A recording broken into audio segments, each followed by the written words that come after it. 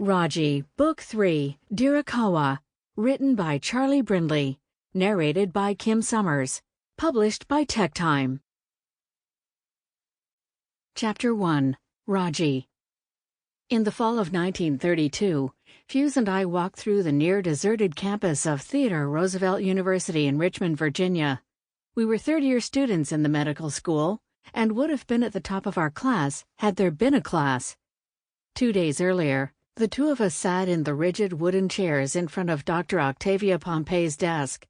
She was chancellor of the medical school, and she looked as if she carried the weight of the entire university on her tiny shoulders.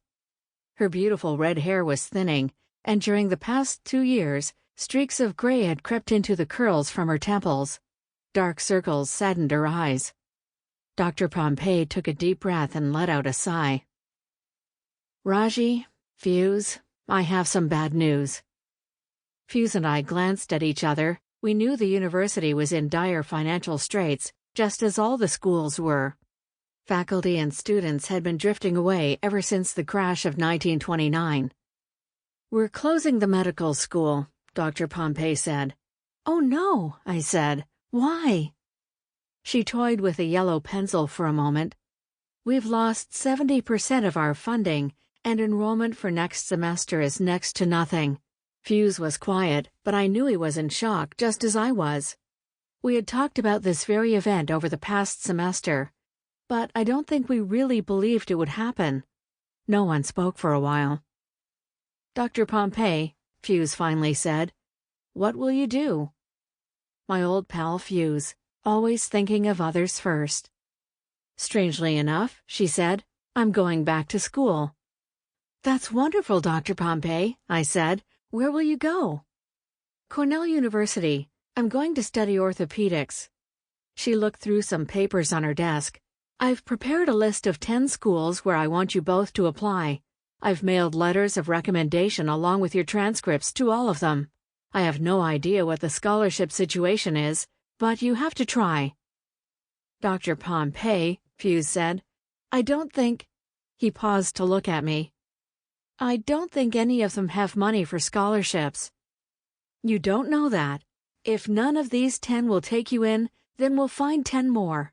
There's no one in this country more deserving of scholarships than you and Raji." I took the list of schools. "Thank you so much, Dr. Pompey," I said, then stood. "We'll get right to work on these." Dr. Pompey rose from her chair and reached across the desk to take my hand. "I wish both of you all the luck in the world." She held out her other hand to Fuse. "Thank you, Dr. Pompey," Fuse said. "Thank you for everything you've done for us." I don't know why, but our rambling walk took us to the nearby campus of Octavia Pompey Academy. I thought about that day in August 1926 when I had joined the junior class. Fuse didn't finish the competition in the top 50, but he was invited to attend when one of the other students had to leave due to a death in his family. Now the once lively academy was a depressing sight, with the windows and doors boarded up, and weeds overgrowing the sidewalks and tennis courts. We stopped in front of Hannibal House to watch a trio of crows pecking at the disintegrated parapet above the door. "I wrote a letter to Mom," Fuse said, keeping his eyes on the crows. "You're leaving, aren't you?" He nodded, still not looking at me. I turned to walk along the sidewalk, watching the cracks in the crumbling cement. He walked beside me. "Where are we going?" I asked. He stopped to face me, and I saw that crooked grin I knew so well. "I've always wanted to see India." "Me too," I returned his grin. It had been 15 years since I was taken from my home in Calcutta. Thinking back over my life in America, I truly believe I should be thankful to those thugs who grabbed me, along with 20 other girls and young women, from the streets in 1912. We were shipped to New York in the hold of a cattle boat like so much livestock, then sold off to become indentured servants. After my 13th birthday, I ran away from the house in Queens where I had been held. 2 days later, I ended up sleeping in a barn in rural Virginia. How fortunate for me that the barn belonged to the Fusilier family.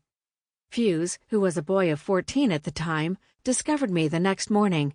Then I spent the most wonderful year of my life with him and his family.